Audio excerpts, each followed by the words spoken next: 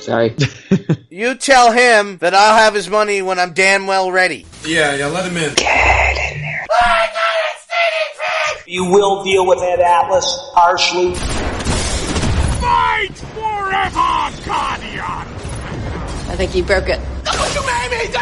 And you're listening to Hell in a Cell Radio. The Hell in a Cell Talk Radio. Hell in a Cell Radio. Hell in a Cell Talk Radio. Hell in a Cell Talk Radio.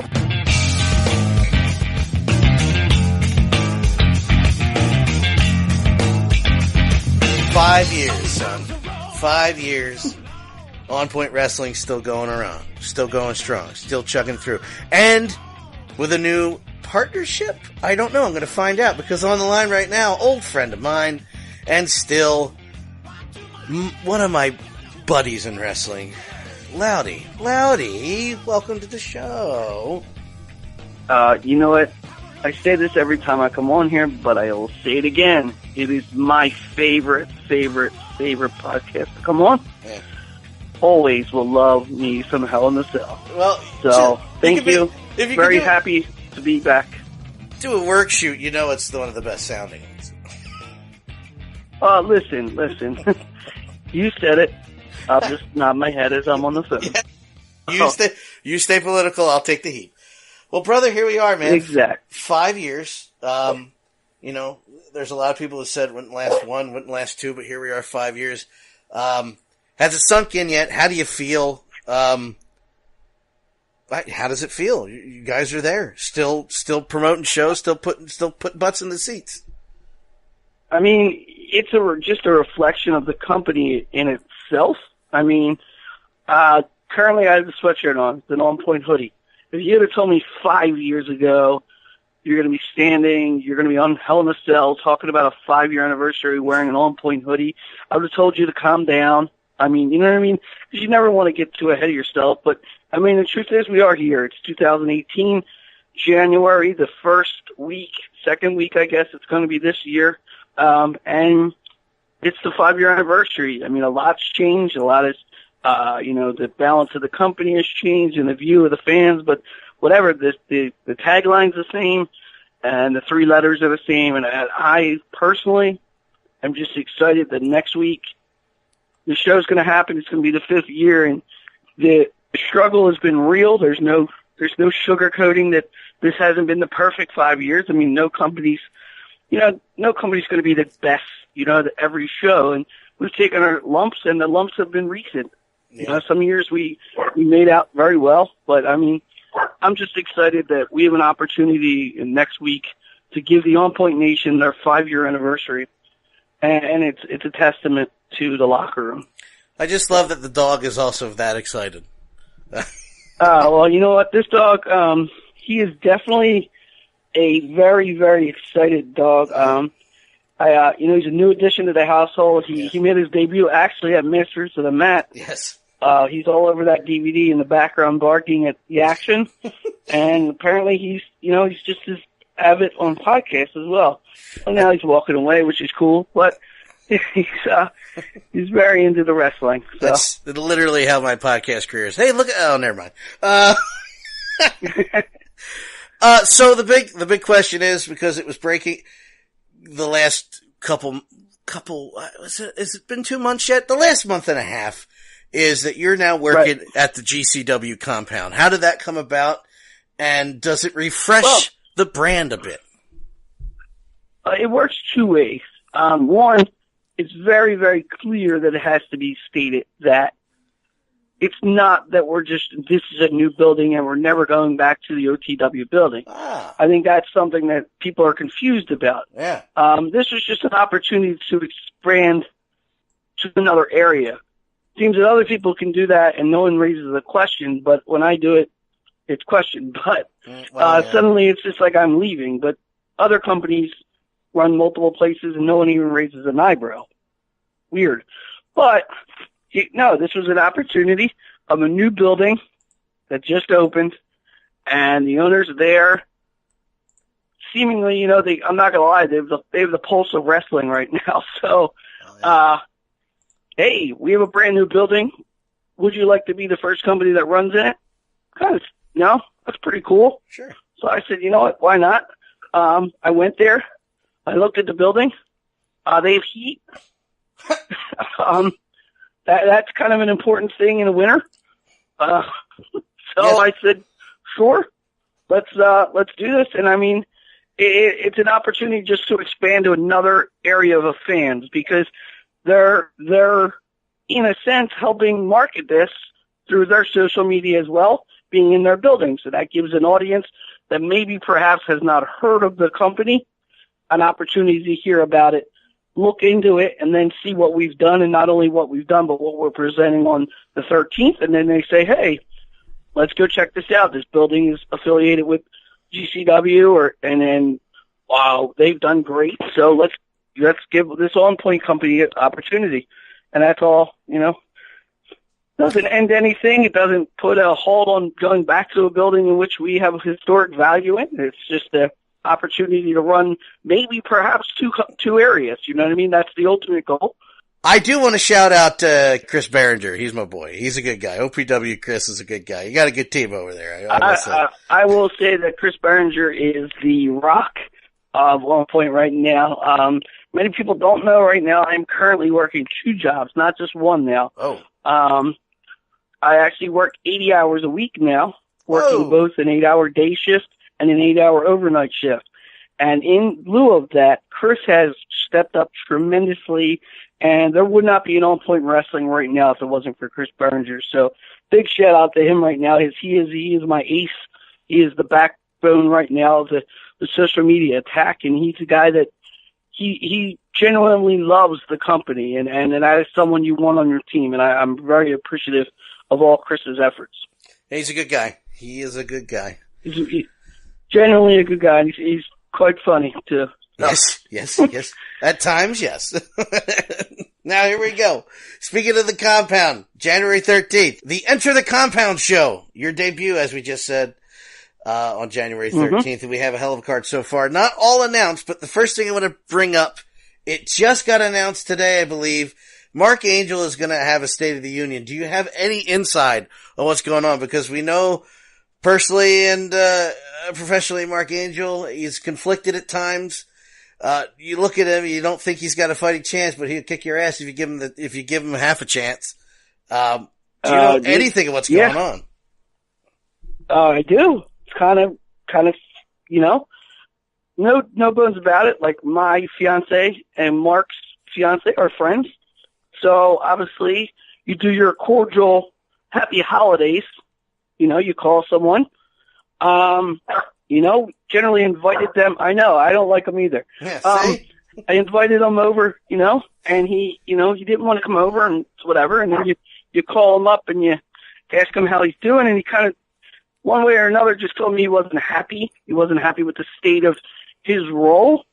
And I said, what do you mean? And he said, I would rather talk about it. And I said, well, that's what we're doing. And he said, no, I'd rather talk about it. And I said, well, okay. And I'm the one that I'm a big proponent on, if you have something to say about the company, your career in general, here's the microphone. So I said, would you like the microphone? And he said, are you sure you want to do that? And he chuckled.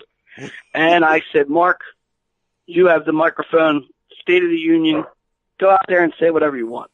So apparently Marc's going to go out there and, you know what? I mean, there's sensors there, I guess, or whatever. We could cut the mic, or I don't know. I'm interested. I'm going to grab a soda. I'm going to listen. I think it's good. I mean, anytime someone has the balls to walk out of a locker room, go into the ring, take the mic, and say something openly, knowing he has to walk back into that locker room, hey, more power to you. Yeah. Very, very interested in hearing what he has to say, and what the outcomes are of that. So, yeah, State of the Union, Marc Angel, open mic. It's going to be very, very interesting. Also announced, making his OPW debut, will be Johnny Malloy. Tell us about Johnny Malloy. Well, Johnny Malloy goes by the Bearded Villain. Johnny Malloy. He is the current Rampage Pro champion, from what I understand. Backstory on Johnny Malloy. Obviously, this guy is a guy that's, he's looking for a fight. That's what he told us. But backstory is, I believe it was the hardcore Tommy Dreamer's company. Me and Xavier Cross were at our OnPoint table during the convention, and Johnny Malloy came up to me and introduced himself, told us he followed the company, then proceeded to hand me a written resume, a written letter about his career, a DVD on which showed his highlights, an 8x10, and it was all in a presentation package. So this is something at the moment, outside of the whole character, I just felt, wow, and Xavier looked at me and goes, when you put together a guy and a roster and a team, you're looking for a character in the ring and also the character of the person. And I get hit with a lot of emails on book me or put me on your show or that aren't very professional. And I kind of looked at it in the real world versus the wrestling world. If I was getting a job, this is how I would do this. And I really literally took his information and I said, we are booked for the next couple of months, but I definitely want to get you involved. And there was an opening on this show and something like that you remember. It stood out that this guy went through all this. And it wasn't just me. He had a pile of them, which he was handing out to every promoter that was there. And I thought, wow, this is how you present yourself in the work world. This is how you should do it in the wrestling world. So kudos to him.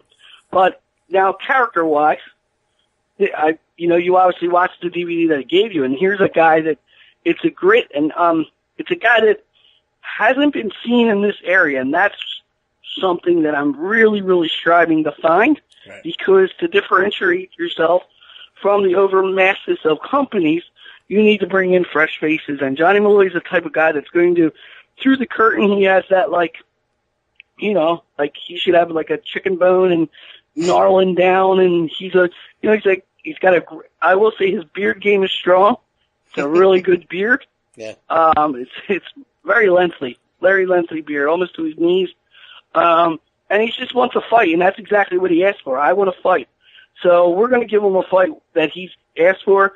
I promised everyone that this is one of the matches. You're a big gamer, I'm sure, right? Oh, yeah. I think the term is Easter egg. Is that a term? That would be a term, yes. Easter egg in the game. Oh, yes. Yeah, this is the Easter egg of this show, this match right here.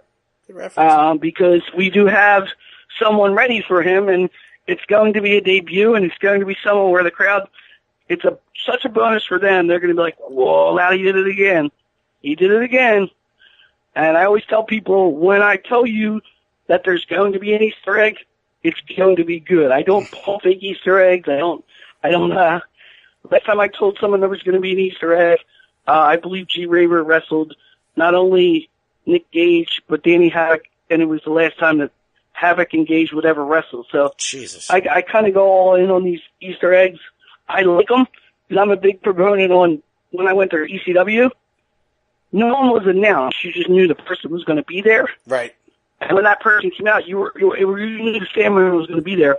But at 9/10, you didn't know who he was wrestling. But you didn't care. You just wanted to see the Sandman. So this is a similar case where I'm not comparing Johnny Malloy in no way to the Sandman in this, but I'm saying see a person. We already gave you the main event. These are the matches that are going to be the bonuses that you're going to go, wow, matches like this will make the show stand out. Yep. I'm really excited to just bring a new person in and a new work ethic like his. Speaking of the show standing out, what you're known for, or one of the things you're known for, is OnPoint always has four-way dances. And this one's no exception. The Fantastic Four-Way.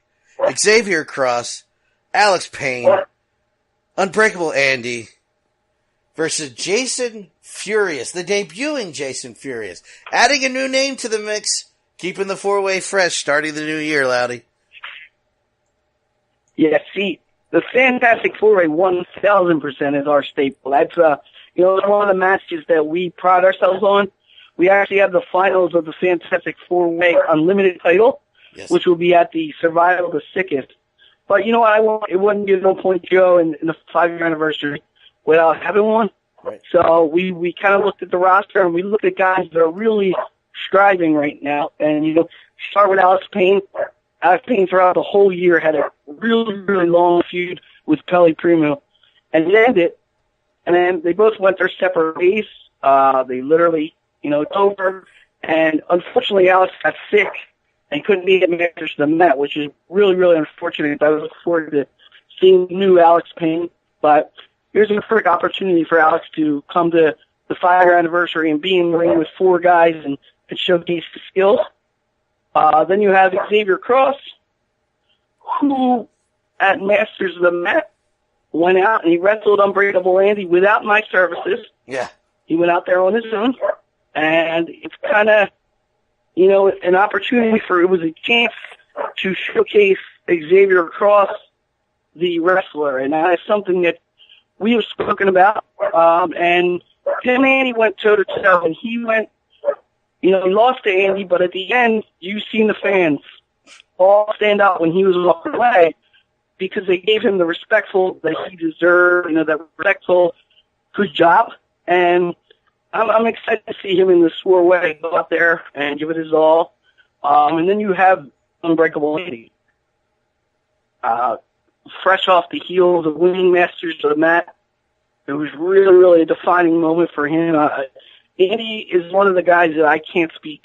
I gush, and there's, it's okay to gush over guys that you're really, really happy about. And Andy, a guy that defines to me what OnPoint is about. Is a guy that came out from nowhere in a lot of fans' eyes, but to me, he was someone that was really, really good.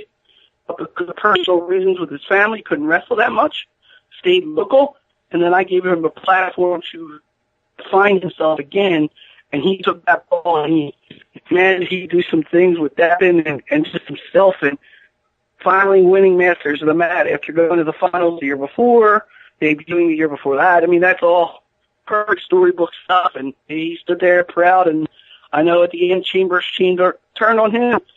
I'm sure them two will settle that down the road, but to me, in a sore way, it's a good opportunity for him to once again just showcase that he is who he is, and he's also in the finals of the 4-way, so it's good to get him. So, he wanted some practice in the 4-way, so it's good. And then you have Jason Furious, who you mentioned, and Jason Furious is someone that when you Google Unbreakable Andy on YouTube, you're going to see the companies that I spoke of up in the eastern Pennsylvania area. A lot of them are known, but a lot of them are putting on really, really good wrestling, and you're going to find Jason Fury and Andy putting on these matches that are just unbelievable, but because of the market and because of the fans, a lot of people aren't seeing it. Yeah. So here was an opportunity to actually go to Andy and say, Andy, do you know any guys in your area that you feel that would fit OnPoint? And this is the name he gave me. Obviously, I watched some of the tape, and you go, wow. So I'm excited to see him in this match, and I have a small, hope that this is the breakout of him. And I know he, after talking to him, getting to know him, I found out he was trained still with Bruce Maxwell, the best around. So I know he's not coming in unprepared. So I'm very excited for his debut, and I got a feeling that he's going to win the nation over, and possibly be a 2018 instead. Now you have, speaking of Pelle Prima, the man I, for some ungodly reason, couldn't pronounce last time, against Drake Chambers in a singles match, which is weird when I look at a card and I don't see any stipulations on an OnPoint match. I'm like, just a wrestling match. Let's talk about Pelle first. All right, Pelle's a guy that was teaming, feuding now, it wasn't even a feud. It was more just like the odd couple with him and Alex Payne. They really had a bittersweet tag team relationship, and then sometimes you thought they were going to finally boil off, and then they would patch things together, and I guess that's credit to Shane Hagedorn, but eventually they just kind of said, listen, we're not going to team anymore, and we want a match, and we don't want a whole long feud. We don't want a series of matches. We want one match, and we're going to let everything we have to say about each other take place in that ring. And when it was over, they didn't shake hands. They didn't hug. They just kind of walked away.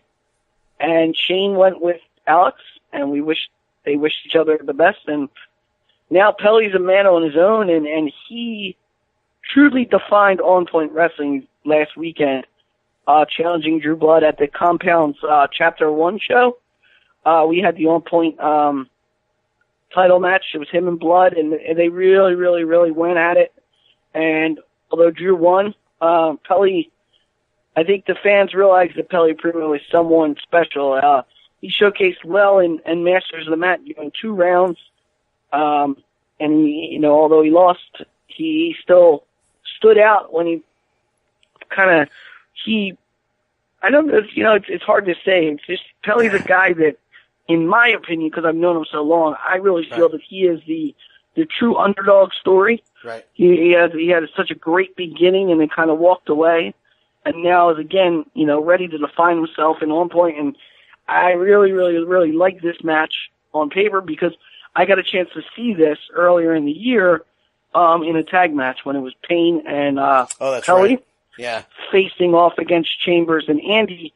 There are sequences when you see these two in the ring and you write that down and you go one-on-one down the road. Perfect.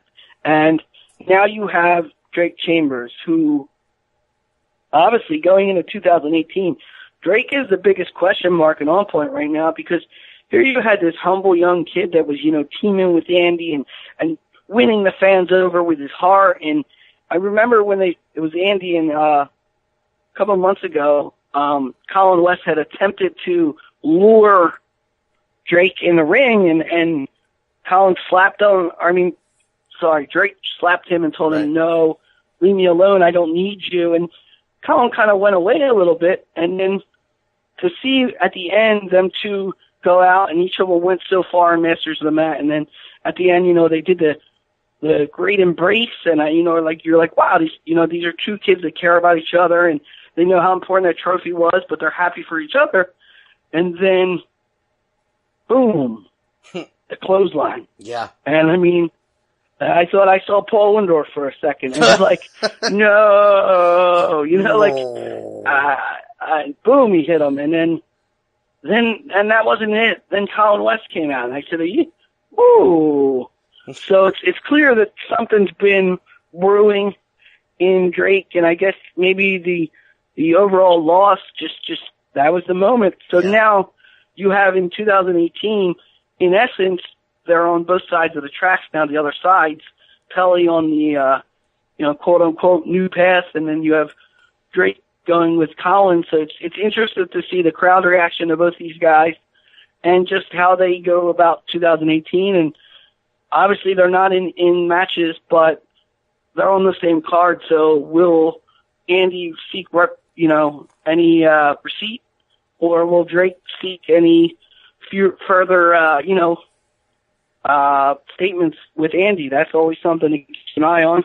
But that's going to be a hard-hitting match. Yeah. That one of the matches that when they view it, they just go, But when it happens, they go, wow. Wow, yeah. If I've already seen this, what else is coming? Exactly. So. Yeah. Well, speaking of hard hitting, you were saying earlier about Easter eggs, but you know how you always go on an Easter egg hunt, and there's the Easter egg you can never find, which is the match you mentioned before, but there's always an Easter egg that you find, and then you go, man, that was good. And it's very possible we could be talking about Anthony Deppen versus Teddy Hart. We're talking about Easter eggs and the match of the night. This could very well be the match of the night, and it's hard to say with all the other guys on this card. Listen, first and foremost, when you talk about Anthony Deppen, just like I mentioned earlier about Unbreakable Andy, here's a guy that if I went to someone in, you name it, California, Nevada, anywhere, and they said, hey, show me something of OnPoint, I'm showing them Tony Deppen. Yeah. Because Tony Deppen is 100% everything you want your company to be. Right. He is the definition, and he is.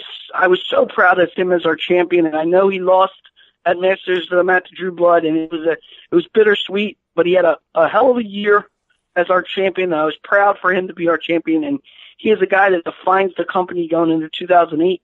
And what better way to define himself, the company, but to stand across the ring from Teddy Hart. I mean, the opportunity to have Teddy, and I know he is semi-local now, but he doesn't work every show. Okay, I want that to be known. He doesn't just take every show. Yeah. So this was something I had to work hard for. I had been in talks before, circumstances come up, blah, blah, blah, blah. But this was the moment, and this was the match to put on for Teddy, because he wanted the best, and I feel that this is just something that people are going to be next week. How can you not talk about the outcome of this? If you watch either one of their matches, they both go 100%, and I feel at the end, crowd's going to be up regardless of the winner, and this is just going to be a defining moment of the still 5-year anniversary. I'm very, very excited about that, and it's an honor to have Teddy Hart on the show. And I know that's cliche to say, but truthfully, the guy is a really, really good guy, and he's a little misunderstood till you get to know him. And I personally got to know him, and I'm just excited to have him a part of the company, because he is someone that when he gets in the ring, he really, really gives you everything, and it's going to be cool. And I'm sure he's going to take the mic, and I'm sure he's going to talk, and I'm excited to hear him talk to the OnPoint fans as well. So it's going to be fun. Well, conversely, he puts it all out there, but it shows. It shows to everybody watching, and that's just the fact. Listen, I've never seen a bad Teddy Hart match ever, ever, and it's just, and it's constant, whoa, and he pulls the best out of everyone, and it's going to be fun. Now, I'm not sure how to call the last two, so I'm just going to do it like this. In rank of belt and, in fact, it's a championship. We're going to talk about that last, but certainly not least either one of these. 2.5 years in the making. I haven't seen Scott Summers in Jersey since the last time I was at an OnPoint show live, since moving to Virginia. And that's so long ago, but 2.5 years in the making. We're finally getting it. Nick Gage versus Scott Summers. Holy crap. Let's begin by just setting the stage for this, okay? Scott Summers, okay, is a special commodity in the Jersey area, okay? He's not here a lot, but that's for a reason. I mean, the guy's in Texas. He has been injured for the last year. But let's go back, okay? Yeah. Everyone got to see Scott Summers at Tournament of Death against Masada. Went out and he did all this crazy stuff. He took a pile driver on a cinder block and had the whole crowd just, who is this guy? Captivated. And for whatever reason, he was never brought back from that company. Right. Mind-boggling? Yes. But throughout that night, there's no secret that him and I, after that show, became very good friends, okay? The opportunity then came in September, third show of our company, and I said, you know what, here's a guy, let's bring him up. Yeah. And it's at that moment that Scott became a staple, a very special staple. Let me reword that, in OnPoint. He is the genuine, not the Easter, whatever the opposite of the Easter egg would be, he is the attraction. He is there's a guy in another company that works every once in a while, and it's a big thing, and it kind of reminds me of him. You know what I'm talking about? Yeah. Oh, yeah. And it's a big fight, and it's a big fight for a reason, and people go, why isn't he on every show? But when he is on the show, it's a big deal, and Scott kind of reminds me of him a lot. Like, it's a big deal when Scott comes up here to me, and this will be the 5th time. If you watch any of the first 4 matches, whether it's against Dickinson, Tremont, Joey Janela, or the 50-minute, and this is something that has to be reiterated with the fans. Yeah. 50 minutes time limit draw. That means for 50 minutes these guys went at it, him and Gage. Ugh. And there was no winner, and no decisive outcome was there for the fans or either two of these wrestlers. So then you go, obviously, that was in August. There's no secret that coming January, I had every intention at our anniversary that year to have this rematch. Wow. Who wouldn't after 50 minutes, okay? However, circumstances beyond our control and everyone's control could not have that happen. Sure. Fast forward, then Scott gets hurt, okay? We had every intention to have Scott back before the opportunity to have this match. Right. Scott comes to GCW because Why not?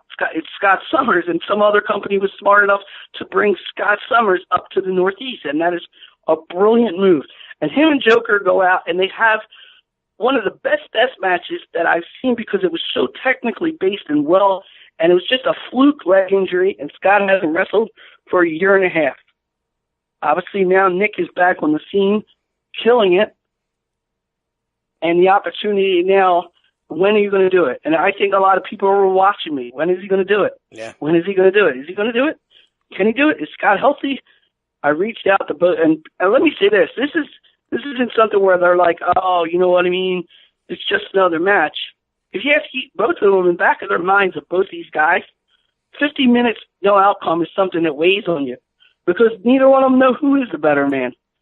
And I reached out to Scott last night just to get the whole thing, you know. Did you get your flight information? You got all that. He is so mentally ready for this because he's, like he said, other than the match with Joker, his last time up here, 50 minutes, no outcome. There has to be a winner this coming Saturday. And both men have said there will be one. And I'm just excited to watch both their entrances. Yeah. And just let them go at it. And it's a special moment. And in this area, a lot of people love that genre and that style. And here is the pinnacle match. And there's no reason not to be in that building next week because you're not going to see this again. This is, I mean, Scott he's an attraction. He only comes up here once in a while. I implore these fans to just buy your ticket for this show. This is a special night, and these two are going to give you everything they have. It is the main event. I will let everyone know that. I know they were pre-break before intermission last show. This is the main event. These two are going to end this night one way or another with a winner. And regardless of who it is, the fans are the winners in this one. This is the war of wars. So, and these are two guys, like, you know, you normally see Nick go into the ring and there's a bit of intimidation across the ring sometimes because they're not all men. You know, like he'll tell you, if you're not across the ring and you're not a man, you're going to get beat up. But he's facing, I feel like they're the same person just from different areas. Right. God forbid if they're ever a team. Yeah. Oh, God. If they are ever a tag team, have mercy on anyone they're against.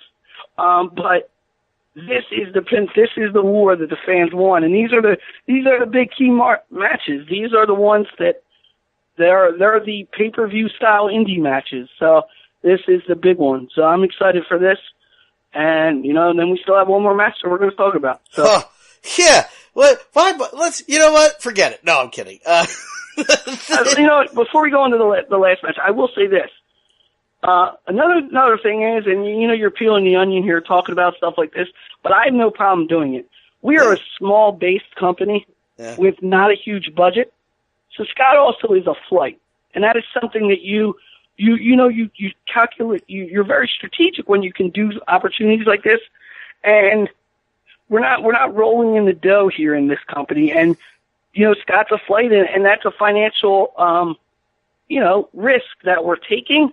But I believe it's worth it for our fans, and I just want them to know that. Like, I know that's taboo to talk about stuff like that, but I'll be honest with anyone if they ask me. You know, like I'm not going on trips with OnPoint money. Yeah. I'm not. It's not paying for my wedding. I have a second job, obviously. So this is something. You know, like this is something I do for the fans. I'm not racking in the money here. I'm lucky to go to the diner after the show half the time, but this is something special that I want, and I want the fans to have their outcome of something that they always ask for. So, little tidbit about this match that's extra, and you know, Scott's a good friend of mine, and I'm excited to have him back up in the Northeast. That's awesome, man. I jokingly said let's not talk about it, but I mean, last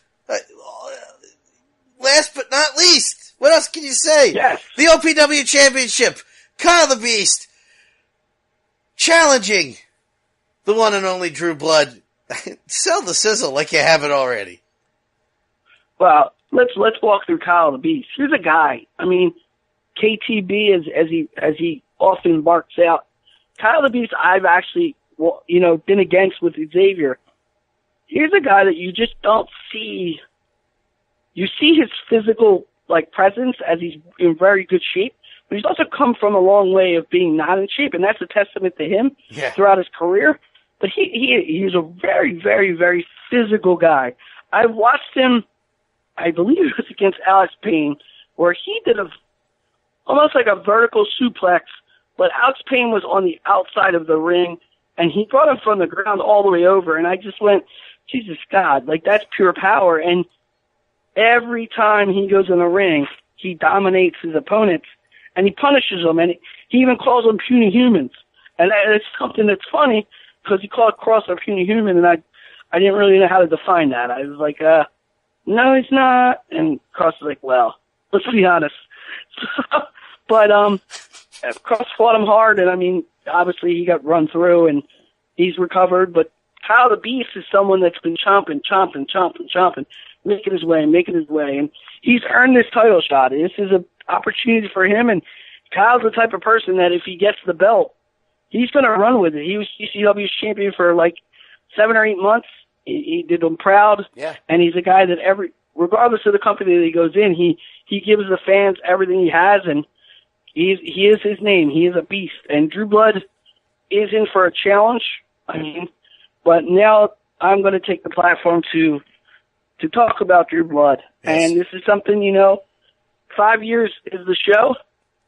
Here's Drew Blood walking into the 5th year, as your champion. And that is something that's been his path. If you follow OnPoint on Powerbomb.tv from the beginning, you will see Drew's quest through his HEW career into the big turn of Xavier turning on to him, into him losing a 1.5-year ability to challenge for that title. Yeah. So he's had thorn in his side. He had one opportunity against Joey where he was so close, and he lost. And then another burden came on, and he had other business to handle with him and Devon and tag team matches. And then finally, at Masters of the Mat, he said, I want one more opportunity. And then I never won a title match again. And he took it, and he went out, and him and Deppen put on a classic. And in the end, he was able to beat Tony Deppen, who had been champion for a whole year. And he took the belt from him. And there's a picture that Chris Grasso took, I believe. And it's the referee handing Blood the belt. Yeah. And it's just, you see the eyes of Drew looking at the belt, and then he takes the belt and he cowers down in the corner and he just holds it. And it's I saw the same picture of him when he had his daughter. Yeah. And it's he said to me, it's the second best feeling, because I waited so long for this belt. And then when he wrestled at the Compound, it's funny because Oz Tyler, Joey Janela, and Tony Deppen are the first 3 champions. Drew is our 4th. I have to go back on the footage, but I'm almost positive Drew is the first champion to wear the belt around his waist. Yes. Yes, that's true. It's something that's not thought about often. Right. A lot of guys wear it over their shoulder or, they carry it. Drew had the belt on, and when he came through the curtain, he had his OnPoint shirt on, he had the belt on, and he had that, this is my moment look to him, because he is a guy that throughout his career has been called the underdog. Let's put you in the, 6-man scrambles in other companies, and we're not sure if you could be the mid-card champion. But Drew's got the ball right now. He is the face of OnPoint, and I'm excited to see him finally have that. And obviously his first test is a war. It could be a one and done. This could be, this could be Drew's done. He could be 2008. He could be one match, hand that belt over to Kyle Beast, or that's true. He could make a statement and go on a run that he believes he can do. But either way, you're going to get top Drew Blood, and this is a defining title match for the OnPoint title because it's 2 guys that are at the top of their game at the moment entering the ring, and that's what you want for your title match. You want top A grade guys going for a belt that they desire to have, and that's something I'm excited about. Well, excitement's not really the word for it, but we just talked about this whole thing. So before you go, now that we've told you what, go! Loudy, tell us where. We are entering the Compound, GCW school. It's in Blackwood, New Jersey, 2 doors down from the CZW Academy, January 13th. Please come out. I can't implore you guys. It's a 5-year anniversary. Come out, make some noise for OnPoint Wrestling. We're after the Eagles game. We are in talks right now for any Eagles fans of possibly airing the game inside the building during the day, so you can come tailgate and have some beers. That's awesome. It's not a hard thing. Yeah, it is awesome. And you know what? We're going to be there. It's 5 years. Come, emotionally invest in the OnPoint experience. This is what it's all about, the purple and black. We've given you everything for the last 5. Come give us what you want. Cards ready. Everything's good. I'm excited, Dan. Yeah. Can't express it enough how much a pleasure it is to once again be on your show. Oh, thank you. I appreciate it. Hey, before you go, social media, real quick. So, OnPoint and your social media. Where can the people follow you? Let's go. Facebook is OnPoint Wrestling, at OnPoint Wrestling. No G for the Twitter. Instagram is OnPoint Wrestling. Obviously, the fun things, Powerbomb.tv. Promo code OnPoint gets you 20 days free trial. Smart Mark Video / OnPoint Wrestling, all our DVDs. I am at Loudywood, also Jeffrey Kane on Facebook. That's about it. And you know what? Thank you all, and Happy New Year, and see you guys all next week. Loudy, it's always an honor to be in your presence. It's a pleasure, Dan. Let's go Flyers.